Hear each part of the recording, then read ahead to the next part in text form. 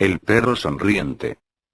El día que conocí a Mary, un día de verano de 2007, realmente terminé hablando con una puerta. Bueno, más que hablar con una puerta, escuché los sollozos y las plegarias que venían del otro lado de esa puerta.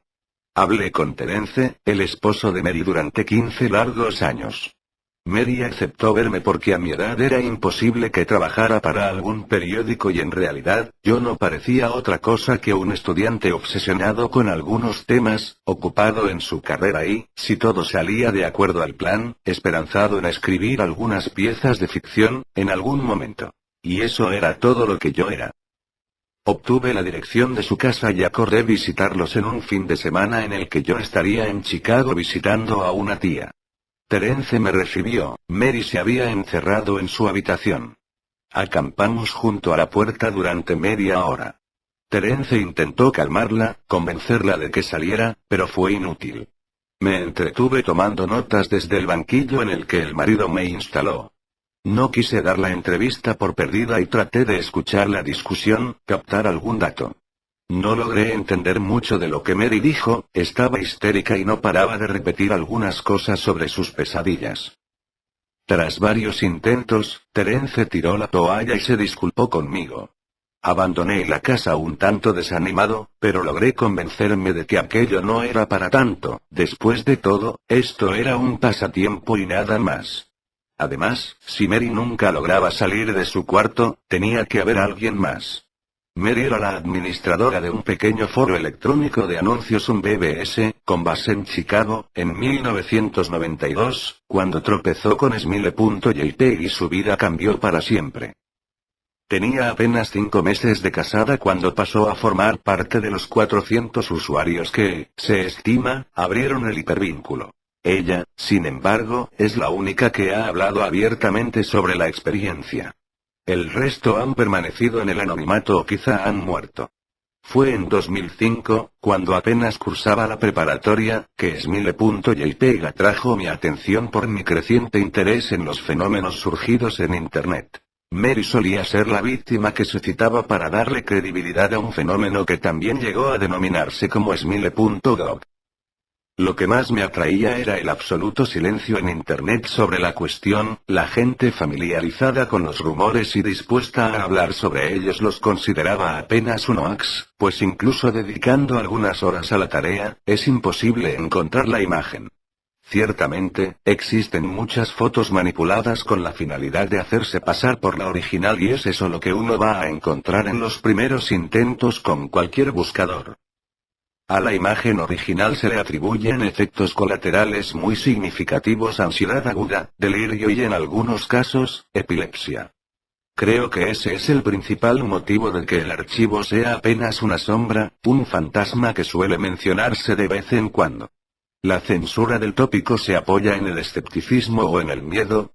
Ni Smile.jpg, ni Smile.doc son mencionados en Wikipedia, aunque virales más escandalosos como goasello.jpg o 2girls1cup, cuentan con su propia entrada. Asimismo, cualquier intento de subir una contribución referente a Smile.jpg, es sistemáticamente eliminada por cualquiera de los múltiples administradores de la enciclopedia en línea. Al parecer, ya se hablaba de Smile.jpg en los remotos tiempos de Usenet, e incluso existe una historia muy persistente sobre un hacker que en 2002, inundó los foros de sátira y humor de Something Awful con la imagen, volviendo epilépticos a casi la mitad de su público. Se cuenta también, que para finales de la década de los 90, una cadena circuló vía email con el asunto: sonríe, Dios te ama. Sin importar los altos márgenes de exposición que estos eventos supondrían, pocas personas admiten haber tenido contacto con el archivo y hasta ahora, ninguna página o vínculo convincente ha sido descubierto. Aquellos que claman haber visto Smile.jpg, suelen alardear agregando que en el momento en que lo vieron estaban muy ocupados como para guardar una copia en su disco duro. De cualquier modo, las descripciones de las presumibles víctimas suelen tener algunos puntos de coincidencia: un perro cuando se especifica su raza, un husky siberiano, iluminado por el flash de la cámara en una habitación en penumbras. El único detalle que se distingue en la imagen es una mano que surge desde la penumbra y usualmente, no parece hacer nada más que posar, hacia el margen izquierdo.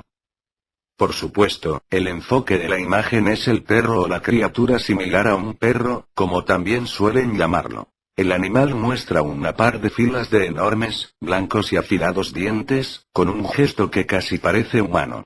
Se suele agregar que la imagen se ha quedado dentro de la cabeza del espectador y que conforme se repite, vuelve en momentos de distracción durante el día, esta va envolviendo la mente, hasta el punto en el que la imposibilidad de pensar en otra cosa se confunde con la sensación de no poder mirar hacia otra parte y la imagen comienza a despertar impresiones en los otros sentidos. Estos, por llamarlos así, episodios, parecen estar relacionados con los diagnósticos de epilepsia y también con la aparición de pesadillas, nítidas y paulatinamente más inquietantes. Después de que la condición empeora, el testigo suele terminar medicado y esto, al menos en algunos casos, suele mitigar el proceso. Supongo que el tratamiento que Mary tomaba, no fue parte de esos casos. Después de regresar de Chicago, me dediqué a enviar mensajes de solicitud a varios grupos de noticias, foros, sitios y listas de correo, esperando encontrar el nombre de algún supuesto testigo de Smile.jpg que sintiese la necesidad de dar su testimonio. Pasó demasiado tiempo sin ninguna respuesta y en algún momento, mi curiosidad comenzó a apagarse. Me encontraba camino a exámenes finales. Mary me envió un mail, a principios de marzo de 2008. Todavía tengo mucha vergüenza por el modo como te traté cuando me visitaste. Espero comprendas que no tuviste nada que ver con esto, fue por mis problemas. Creo que hubiera podido ser más amable y espero que me perdones. Tenía mucho miedo. Me siento acosada. He vivido así durante 15 años. El perro viene a mí en mis sueños, cada noche. Sé que parece mentira, pero es cierto. Hay algo, un color, algo que hace que las pesadillas que tengo no se parezcan a ningún sueño que hubiera tenido antes. Ya no recuerdo tanto los sueños que tuve antes. En mis sueños, nunca me muevo. Nunca hablo. Simplemente estoy mirando la escena de esa foto horrible, veo la mano, veo el perro y el perro habla. He pensado qué hacer durante mucho tiempo, he tenido mucho tiempo para pensarlo. Me imagino que se lo hubiera podido enseñar a algún compañero, a algún extraño, incluso a Terence aunque la idea no me gustara. Cada noche durante 15 años, Smile.dog ha venido a mis sueños y me ha exigido que difunda la palabra y entonces, si el perro cumple con su palabra, me dejará en paz. Lo que me detiene es pensar en lo que haría si me miente y si no la cumple. Y si todo se pone peor después de que lo obedezca, entonces ¿qué? Así que nunca le he hecho caso. Durante 15 años mantuve el disquete escondido entre mis cosas. Todas las noches viene y me exige que difunda su palabra. Pero yo he aguantado. Muchos de mis amigos del foro, los que vieron el archivo, dejaron de postear y luego se mataron. Otros simplemente desaparecieron y no supe más de ellos. Son los que más me preocupan. ¿Qué decidieron? ¿Le hicieron caso? Perdóname, pero cuando hablaste con mi esposo y acordaron una cita yo sentía que al fin me iba a volver loca. Había decidido darte el disquete. Ya no me importaba si el perro estaba mintiendo o no, quería que todo terminara, como fuera. Tú eres un extraño, alguien de quien no tengo idea de su vida y con la que no me siento obligada a nada. Por eso pensé que sería más fácil, dártelo para tu investigación y que no me importara que fuera a pasar contigo. Pero antes de que llegaras me vi en el espejo y me di cuenta de lo que estaba haciendo. Estaba a punto de arruinar tu vida para siempre. No pude soportarlo, todavía no puedo. Tengo mucha vergüenza de lo que estuve a punto de hacerte y todo lo que espero es que esta advertencia haga que recapacites y dejes de buscar el archivo. Porque puede que te encuentres con alguien más débil o más inconsciente y no dude en obedecer sus palabras. Las palabras. Todavía estás a tiempo de detenerte. Sinceramente, Mary Terence me llamó unos días después, estaba en la ciudad y quería verme, lo cité en un café. Mary se había suicidado. Después de cremarla, había decidido revisar sus cosas, sus cuentas de correo y su ordenador. Fue hasta que me contó que había dado con el email que su esposa me mandó, que me di cuenta del verdadero estado en el que se encontraba. Era poco lo que quedaba del carácter afable y seguro con el que me había encontrado el año pasado. Me pidió que hiciera caso de lo que su esposa me había advertido. Había encontrado el disquete, etiquetado simplemente como Dog, en una estantería, en medio de un libro. Lo había roto y le había prendido fuego hasta volverlo nada más que un pedazo de plástico negro y retorcido. Silbó, me dijo. Noté su rostro palidecer mientras intentaba tragar saliva y luchaba por explicarme, por encontrar las palabras correctas para explicarme. La cosa, silbó, la cosa. Trató de disimular el tono de su voz, el temblor de sus manos, dándole un trago a su taza de café. La cosa aulló cuando se estaba quemando. Noté el cambio en su cara, conforme se daba cuenta de lo que me estaba diciendo, como si fuera un animal vivo. Me conmovió, quizá demasiado. Tengo que admitir que no supe cómo manejar mi encuentro con Terence. Si esto era una broma, era una muy buena. Pensaba, para calmarme, que todo era un engaño. Parecían una pareja seria, pero quién sabe, quizá solo se habían estado divirtiendo. Luego encontré el obituario de Mary e incluso, encontré una pequeña nota que cubría su muerte en la sección policíaca de un tabloide de Chicago.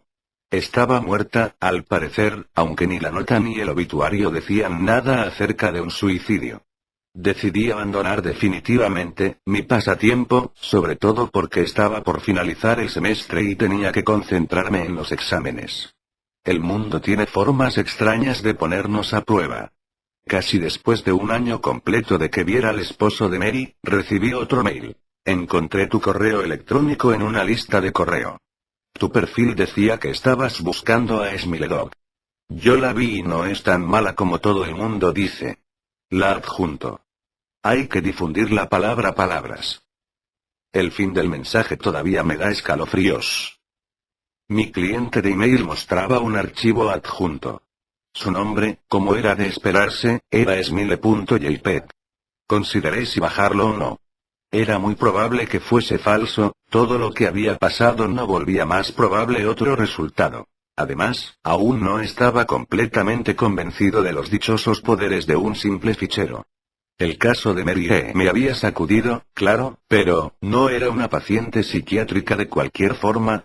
Además, ¿cómo es que una simple imagen podría hacer lo que se supone que ésta hace? ¿Qué clase de criatura es capaz de romper la mente de un ser humano usando como único medio, sus ojos? Por otro lado, no todo podía ser una mentira, algo tenía que existir del otro lado de la leyenda. Si descargaba la imagen, si la miraba, si al final de todo resultaba que Mary se encontraba en lo correcto, si Smile.dog venía a mí en mis sueños a exigirme que difundiera su palabra palabras, ¿qué haría entonces? Viviría como lo hizo Mary, luchando con todas mis fuerzas durante el resto de mi vida, para no rendirme ante las órdenes de la criatura, hasta finalmente sucumbir a mi propia muerte o mi propia locura. ¿Y si elegía el otro camino, a quién le cargaría algo como esto? En mi intención original, que era escribir un artículo corto sobre Smile.jpg, había pensado que podía anexar la imagen como evidencia, pero en esos momentos no esperaba que cualquiera que leyera el artículo, cualquier interesado, terminara afectado. Asumiendo que el archivo adjunto en el mail fuera genuino, sería lo suficientemente malicioso como para salvarme a mí mismo de esa forma.